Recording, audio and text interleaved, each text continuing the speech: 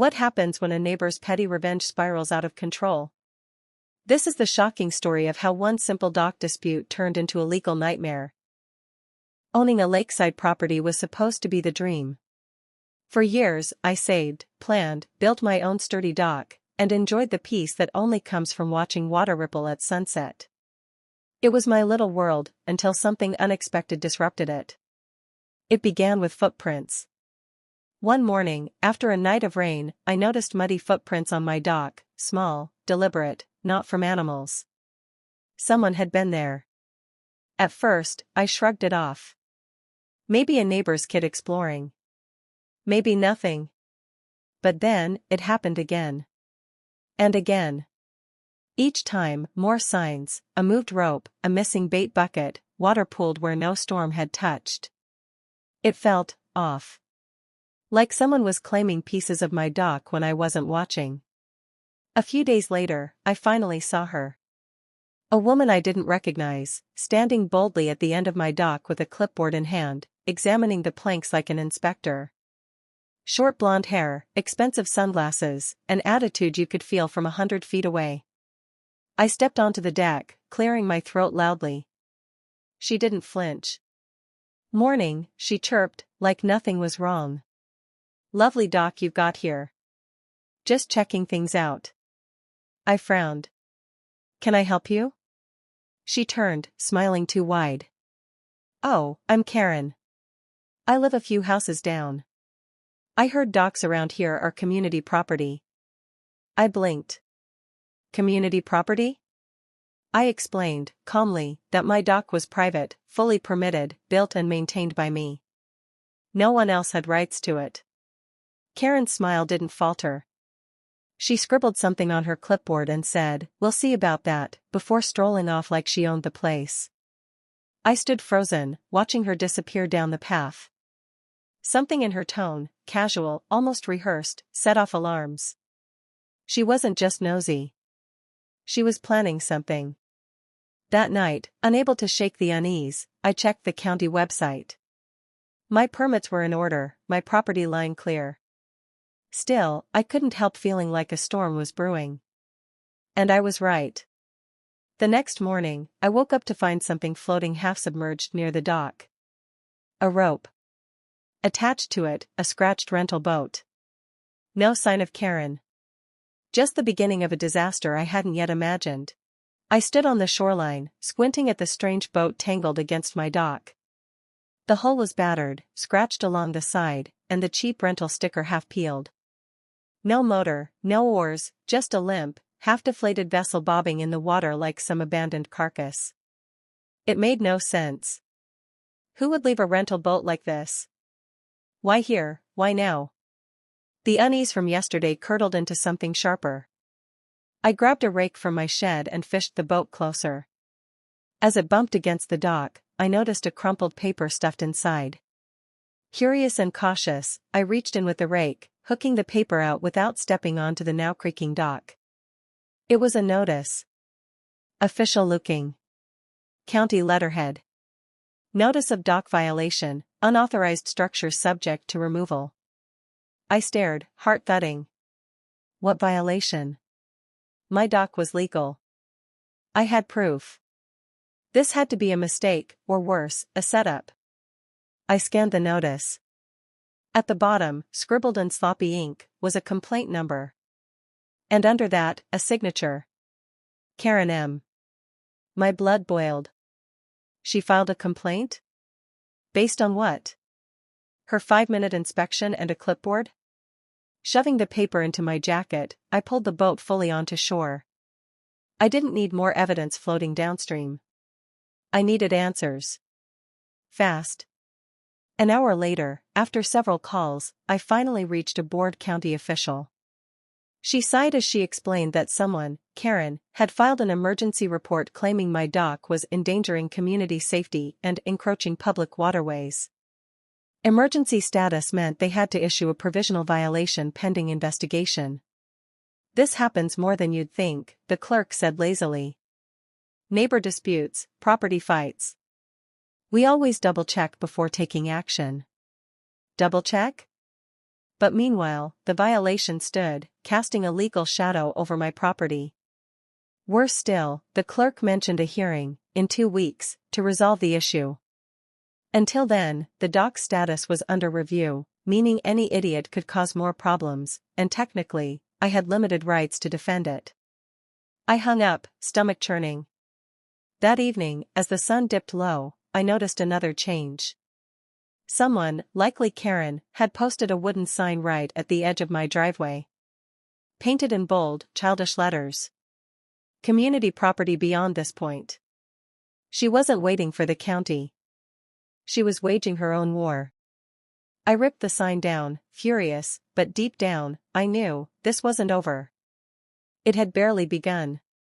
Somewhere beyond the trees, I swore I heard laughter. Or maybe that was just the lake whispering warnings. The next morning, I found fresh tire tracks across my yard, leading straight toward the dock. It had rained lightly overnight, so the impressions were deep, unmistakable. Someone, Karen, undoubtedly, had driven onto my property without permission. The tracks veered dangerously close to the water's edge before turning back toward the street. I checked the dock for damage. At first glance, it looked intact. But when I stepped closer, my stomach twisted. Several bolts along the main support beam had been loosened, their heads visibly raised. Not by time, not by wear, but by deliberate hands. Karen wasn't just filing complaints. She was sabotaging the dock itself. Rage flared. I snapped photos, documenting everything. Bolts, tire tracks, the broken community property sign tossed into my trash can. Evidence would matter soon. I could feel the war escalating, and I wasn't about to fight it unarmed. Later that day, I drove to the county office with my paperwork. I spoke to the inspector assigned to my case, a tired-looking man named Davis, who confirmed my worst fear.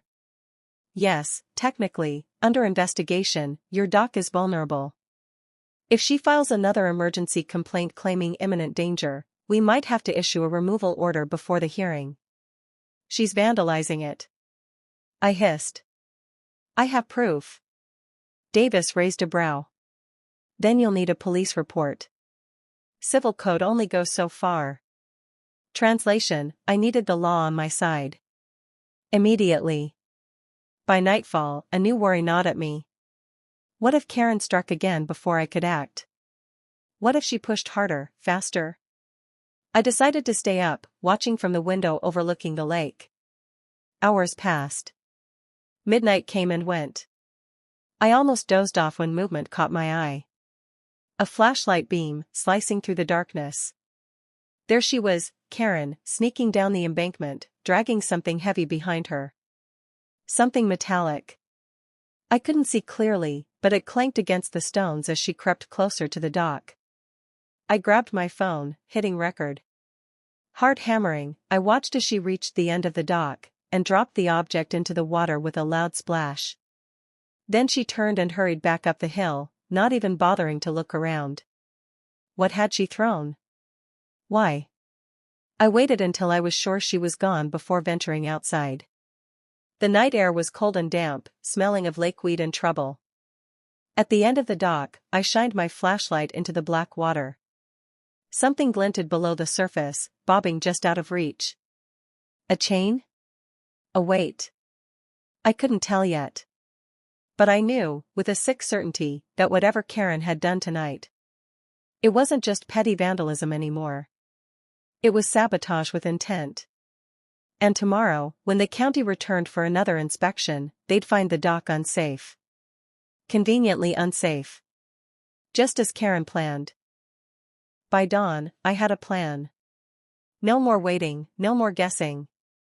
I called the local police department, reported the sabotage, and showed them the video footage of Karen tossing something heavy into the lake.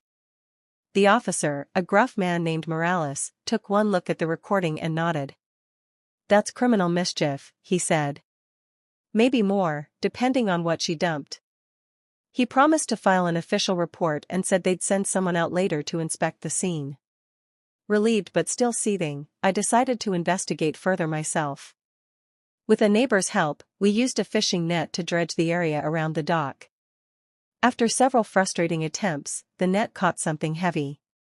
When we hauled it up, I almost laughed in disbelief. It was an old, rusted anchor, about 50 pounds, with a length of chain wrapped sloppily around it. The perfect hazard to justify claims that my dock was unsafe. Karen wasn't even subtle about it. She was trying to rig a disaster, maybe even cause structural damage if a storm pulled the anchor under the pilings. I took photos. Filmed everything. Secured the anchor in my garage. Evidence. Cold, undeniable. That afternoon, Officer Morales returned, bringing a younger cop and an official city inspector. We showed them the anchor, the tire tracks, the bolt damage, the video footage. Morales frowned deeply. She's going to have a hard time explaining this. The inspector looked annoyed too. This invalidates the emergency violation, he said. We'll freeze the complaint until your hearing. Meanwhile, file a restraining order. Victory, small but sweet. But fate wasn't finished with Karen yet. Around sunset, as I sat on my porch drinking a well-earned beer, a commotion erupted down the street. Shouting. Barking dogs.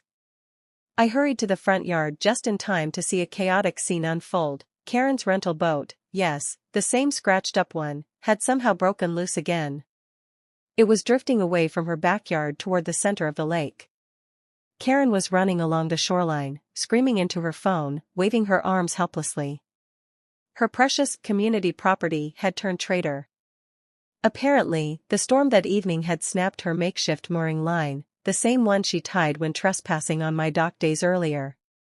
I stood there silently, watching the tiny boat bob farther and farther from shore, carried by the wind. Karma, it seemed, had a perfect sense of timing.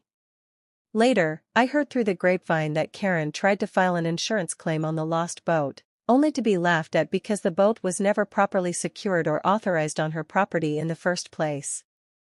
The best part? Rental companies blacklist customers for damages like that. Karen was about to find herself on a very permanent do not rent list.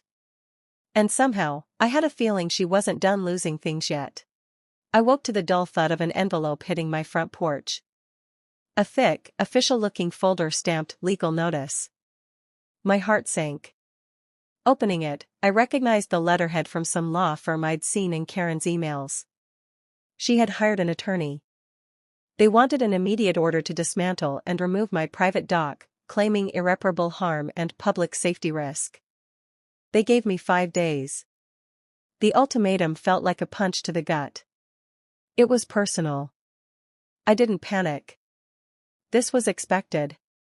I grabbed the folder, read the legal jargon: plaintiff, Karen M. defendant, my name. Relief sought, permanent injunction, removal of structure, damages. I noted down deadlines and scanned the documents. My first move: call my lawyer friend, who also represented me in the chicken saga. He laughed when I described it. She's going all in, huh? Okay, send me the file. This was war. 2 days later, the county inspector wrote, complaint withdrawn by plaintiff. I stared at the email. This was odd. Then my lawyer called, your dock's safe for now. She missed a filing deadline. Expect counterfiling. Indeed, that same afternoon, the law firm sent a new packet, a countersuit for damages, claiming my dredging had breached community waterways.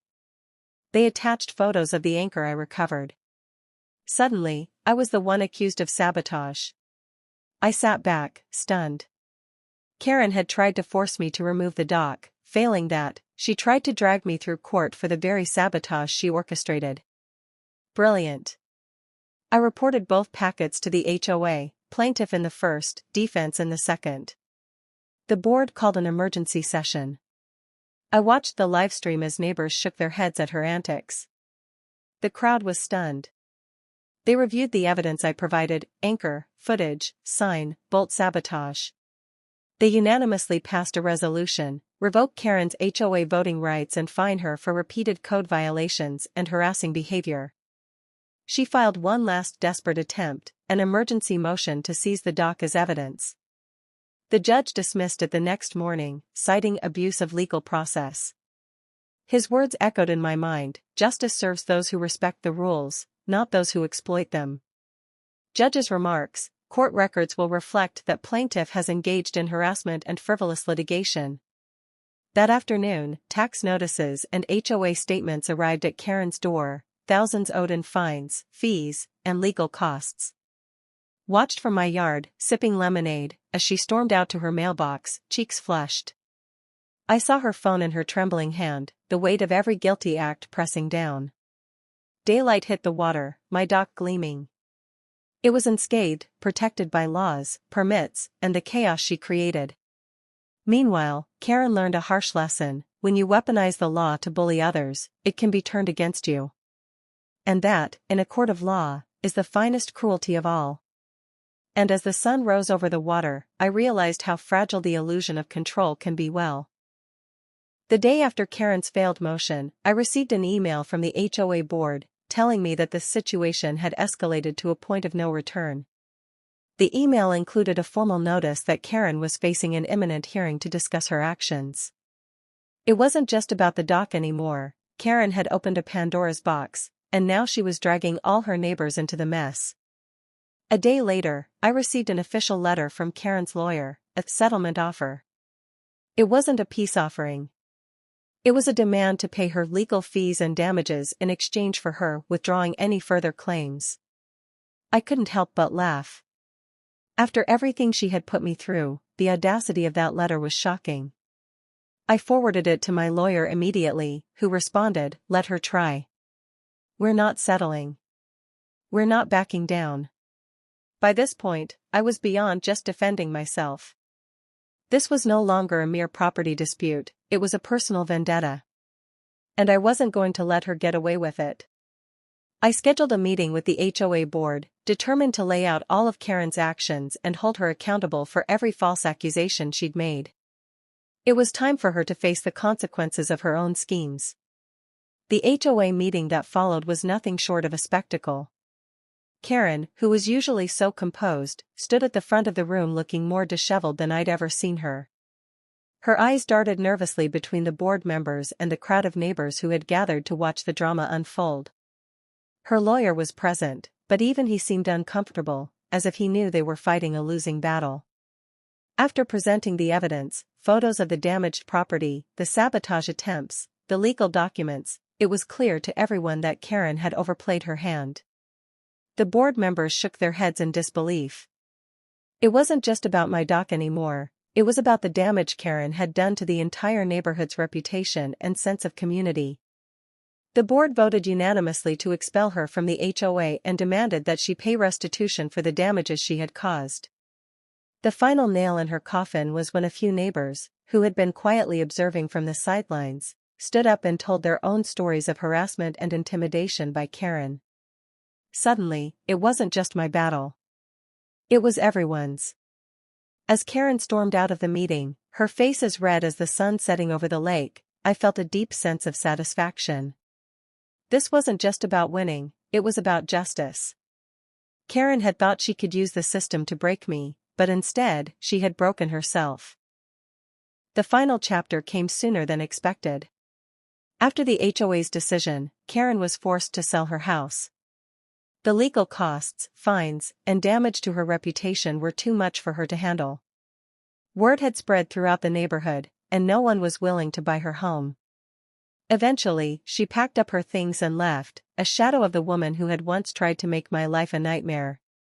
But before she left, there was a strange moment of reflection that I caught in her eyes as I saw her for the last time. She stood at the end of her driveway, staring at me. There was no anger, no pride, just a kind of hollow emptiness, as if the relentless pursuit of control and revenge had drained everything from her. It was the face of someone who had lost it all: her power, her dignity, her standing in the community, and, most importantly, her own sense of self. She had become the very thing she hated: weak, vulnerable, and desperate. As I watched the moving trucks pull away, I couldn't help but reflect on everything that had happened. It had been a long, exhausting fight, but it had been worth it. My dock was safe, my property was secure, and most importantly, I had fought back against a bully who thought she could do whatever she wanted. I knew this victory wasn't just about reclaiming my space, but about standing up for what was right, against someone who believed they could manipulate and bully their way through life. The lake was peaceful again. The only sound was the gentle lapping of the water against the shore. It was a calm, serene end to a storm that had lasted far too long. I felt the weight of the entire ordeal lifting off my shoulders, and for the first time in what felt like ages, I could truly relax. No more anxious glances at the mailbox, no more anticipating the arrival of another letter, another lawsuit. Just silence. I had spent months on edge, wondering if I'd ever see the end of it, and now here it was. The neighborhood, once divided, seemed to be healing. People who had been afraid to speak out against Karen's behavior now felt emboldened. Some of my neighbors reached out to thank me privately for standing up, for showing them that sometimes you have to fight back when injustice knocks on your door. Others, who had been too cautious or afraid to get involved, sent kind notes expressing their relief that the problem had been dealt with. The HOA's action against her had rippled through the neighborhood, and people were slowly but surely beginning to rebuild the trust that Karen had so carelessly destroyed. I couldn't help but think about the lessons learned from this saga. Life isn't always fair, and some people will do whatever it takes to get what they want, no matter who they hurt in the process. But that doesn't mean you have to let them. When faced with a bully, you can either shrink back and let them win, or you can stand your ground and fight back. Standing up for yourself isn't always easy, and it's rarely quick. But in the end, it's worth it. Because justice doesn't always come in a neat package, it's something you have to fight for. Karen's legacy in the neighborhood would be one of caution. Her story would serve as a reminder to everyone about the dangers of greed, manipulation, and the abuse of power. But for me, it was the end of a chapter. A chapter that had tested my patience, my resolve, and my willingness to stand up for what was right. I thought about how things would be different now. No more checking the mailbox every day with dread. No more waking up to the threat of legal action. No more worrying about whether or not my dock would be torn down. It was over. The saga had come to a close, and I had won. As the sun dipped below the horizon, I felt a sense of closure. The air was cooler now, the light softer, and the peaceful sounds of the lake brought me a feeling of tranquility that I hadn't experienced in so long.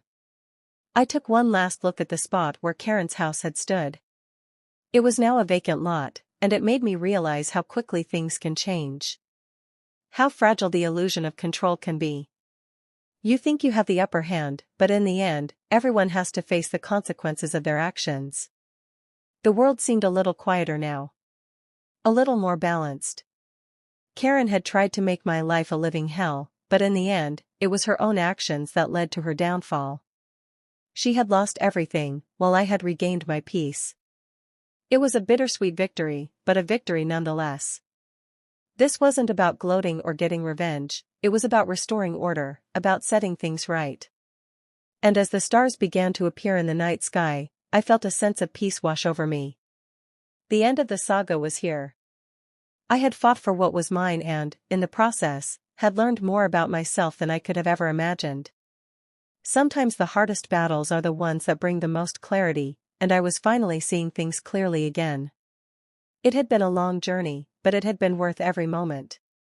Now, I could truly enjoy the quiet of the lake, the comfort of knowing that the fight was over, and the peace that came with it. The saga was over. And I had won.